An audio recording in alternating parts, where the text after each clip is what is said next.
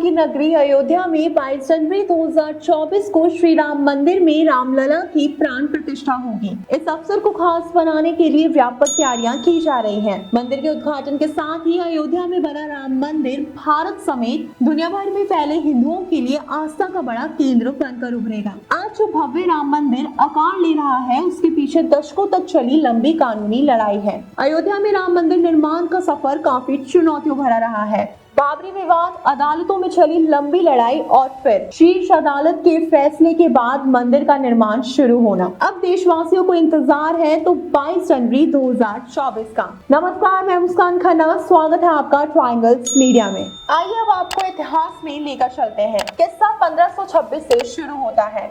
ये वो साल था जब मुगल शासक बाबर भारत आया। 2 साल बाद बाबर के सूबेदार मीर बाकी ने अयोध्या में एक मस्जिद बनवाई। ये मस्जिद उसी जगह बनी जहां भगवान राम का जन्म हुआ था। बाबर के सम्मान में मीर बाकी ने इस मस्जिद का नाम बाबरी मस्जिद दिया। ये वो दौर था जब मुगल शासन पूरे देश में फैल रहा था। मुगलों और नवाबों के शासन के दौरान 1528 से 1853 तक इस मामले में हिंदू बहुत मुखर नहीं हो पाए। 19वीं सदी में मुगलों और नवाबों का शासन कमजोर पड़ने लगा। अंग्रेज हुकूमत प्रभावी हो चुकी थी। इस दौर में ही हिंदुओं ने ये मामला उठाया और कहा कि भगवान राम के जन्म स्थान मंदिर को तोड़कर मस्जिद बना ली गई। इसके बाद से रामलला के जन्म स्थल को वापस पाने की लड़ाई शुरू हुई। मीर बाकी के मस्जिद बनाने के 350 साल बाद यानी 1858 में लड़ाई कानूनी हो गई, जब पहली बार परिसर में हवन पूजन करने पर एक FIR हुई। अयोध्या रिविजिटेड किताब के मुताबिक 1 दिसंबर 1858 को अवध के थानेदार शीतल दुबे ने अपनी रिपोर्ट में बताया कि परिसर में चबूतरा बना है। ये पहली कानूनी दस्तावेज है जिसमें परिसर के अंदर राम के प्रतीक होने के प्रमाण है। इसके बाद तारों की एक बार खड़ी कर विवादित भूमि के आंतरिक और बाहरी परिसर में मुस्लिमों और हिंदुओं को अलग अलग पूजा और नमाज की इजाजत दी गई। जब अदालत पहुंची राम के लिए पक्के घर की बात। 1858 में हुई घटना के 27 साल बाद 1885 में राम जन्मभूमि के लिए लड़ाई अदालत पहुंची, जब निम्होरी अखाड़े के महंत रघुवर दास ने फैजाबाद के न्यायालय में स्वामित्व को लेकर दीवानी मुकदमा दायर किया। दास ने बाबरी ढांचे को बाहरी आंगन में स्थित राम चबूतरे पर बने अस्थायी मंदिर को पक्का बनाने और छत डालने की मांग की।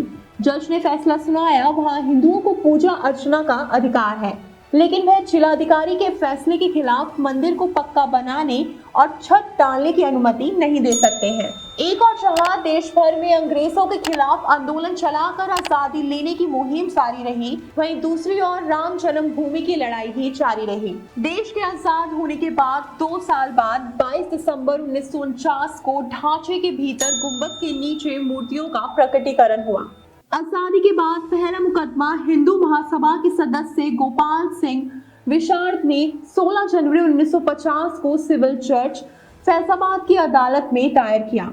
विशारद ने ढांचे के मुख्य गुंबद के नीचे स्थित भगवान की प्रतिमाओं की पूजा अर्चना की मांग की।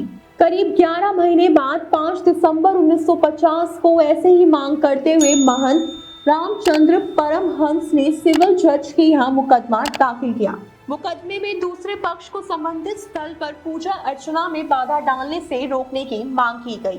बात 1982 की है। ये वो साल था जब विश्व हिंदू परिषद ने राम, कृष्ण और शिव के स्थलों पर मस्जिदों के निर्माण को साजिश करार दिया और इनकी मुक्ति के लिए अभियान चलाने का ऐलान किया।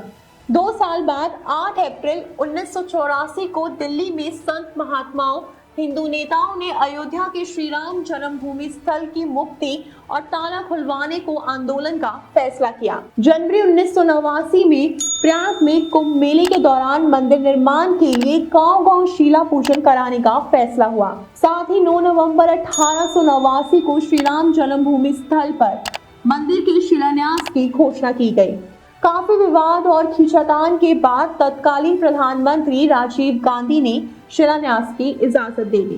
बिहार निवासी कामेश्वर चौपाल से शिलान्यास कराया गया। आंदोलन तेज हो रहा था। इस बीच लाल कृष्ण आडवाणी रथ यात्रा लेकर निकले। इस इस यात्रा ने राम जन्मभूमि आंदोलन को और धार दे दी। देश की राजनीति तेजी से बदल रही थी। आडवाणी गिरफ्तार हुए। गिरफ्तारी के साथ केंद्र में सत्ता परिवर्तन भी हुए। भाजपा के समर्थन से बनी जनता दल की सरकार गिर गई। कांग्रेस के समर्थन से चंद्रशेखर प्रधानमंत्री बने। ये सरकार भी ज्यादा नहीं चली। नए सिरे से चुनाव हुए और एक बार फिर केंद्र में कांग्रेस सत्ता में आई। इन सब के बीच आई वो ऐतिहासिक तारीख जिसका जिक्र किए बिना ये किस्सा पूरा नहीं हो सकता। तारीख थी 6 दिसंबर 1992। इस दिन अयोध्या पहुंचे हजारों कार सेवकों ने विवादित ढांचा गिरा दिया। इसकी जगह इसी दिन शाम को अस्थायी मंदिर बनाकर पूजा अर्चना शुरू कर दी। केंद्र की तत्कालीन पीवी नरसिम्हा राव सरकार ने राज्य की कल्याण सिंह सरकार सहित अन्य राज्यों की भाजपा सरकार को बर्खास्त कर दिया। उत्तर प्रदेश सहित देश में कई जगह सांप्रदायिक हिंसा हुई, जिसमें अनेक लोगों की मौत हो गई। अयोध्या श्री राम जन्मभूमि थाना में ढांचा ध्वस्त मामले में भाजपा के कई नेताओं समेत हजारों लोगों पर मुकदमा दर्ज कर दिया गया। इसके साथ ही राम काज की कानूनी लड़ाई में मुकदमों की संख्या में और इजाफा होने लगा। बाबरी ढाए जाने के 2 दिन बाद 8 दिसंबर 1992 को अयोध्या में कर्फ्यू लगाया गया। वकील हरिशंकर जैन ने उच्च न्यायालय की लखनऊ खंडपीठ में गुहार लगाई कि भगवान भूखे हैं, राम भोग की अनुमति दी जाए। करीब 25 दिन बाद 1 जनवरी 1993 को न्यायाधीश हरिनाथ तिलहारी ने दर्शन पूजन की अनुमति दे दी। 7 जनवरी 1993 को केंद्र सरकार ने ढांचे वाले स्थान को और कल्याण सिंह सरकार द्वारा न्यास को दी गई भूमि सहित यहाँ पर कुल 67 एकड़ भूमि का अधिग्रहण कर लिया गया। अप्रैल 2002 में उच्च न्यायालय की लखनऊ खंडपीठ ने विवादित स्थल को मालिकाना हक तय करने के लिए सुनवाई शुरू हुई। उच्च न्यायालय ने 5 मार्च 2003 को भारतीय पुरातत्व सर्वेक्षण को संबंधित स्थल पर खुदाई का निर्देश दिया। 22 अगस्त 2003 को भारतीय पुरातत्व सर्वेक्षण ने न्यायालय को रिपोर्ट सौंपी। इसमें संबंधित स्थल पर जमीन के नीचे एक विशाल हिंदू धार्मिक ढांचा यानी मंदिर होने की बात कही गई। 30 दिसंबर 2010 को इलाहाबाद उच्च न्यायालय ने इस स्थल को तीनों पक्षों श्री राम लला विराजमान निमरोई अखाड़ा और सुन्नी सेंट्रल बोर्ड में बराबर बांटने का आदेश दिया। न्यायाधीशों के बीच वाले गुंबद के नीचे जहां मूर्तियां थी उसे जन्म स्थान माना। इसके बाद मामला सर्वोच्च न्यायालय पहुंचा। 21 मार्च 2017 को सर्वोच्च न्यायालय ने मध्यस्थता से मामले सुलझाने की पेशकश की।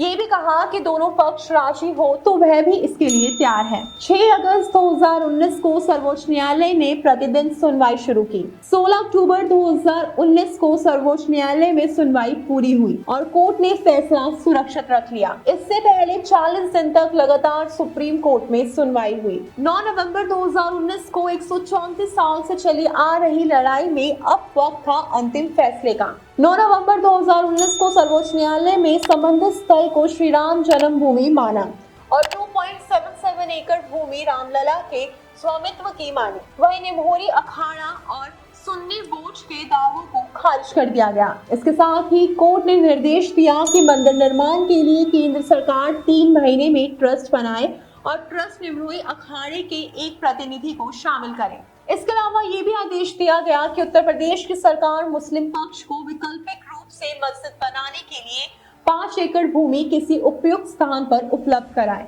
इसी के साथ दशकों से चली आ रही लंबी कानूनी लड़ाई समाप्त हो गई।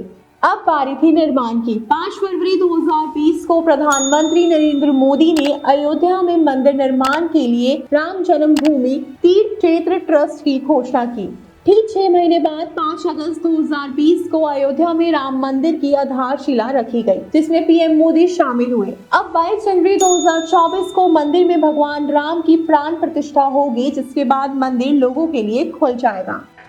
मैं पूरे देश के 140 करोड़ देशवासियों को अयोध्या की इस पवित्र भूमि से प्रार्थना कर रहा हूं। अयोध्या की प्रभु राम की नगरी से प्रार्थना कर रहा हूं। मैं 140 करोड़ देशवासियों को हाथ जोड़ करके प्रार्थना कर रहा हूं कि आप 22 जनवरी को जब अयोध्या में प्रभु राम विराजमान हो, अपने घरों में भी श्री राम ज्योति जलाएं, दीपावली मनाएं। 22 जनवरी की शाम पूरे हिंदुस्तान में जगमग जगमग होनी चाहिए। हो जाएगा। दोस्तों, अगर आपको हमारा वीडियो पसंद आया हो तो दोस्तों के साथ भी जरूर शेयर कीजिए, और अगर आपके मन में कोई सवाल है तो उसे कमेंट्स में लिखकर हमें जरूर बताएं। हमारे चैनल को सब्सक्राइब करना ना भूलिए ताकि आपको लेटेस्ट अपडेट्स मिलते रहें। आपसे जल्दी मुलाकात होगी एक नए टॉपिक पर, एक नए वीडियो के साथ। देखते रहिए ट्रायंगल्स मीडिया। धन्यवाद।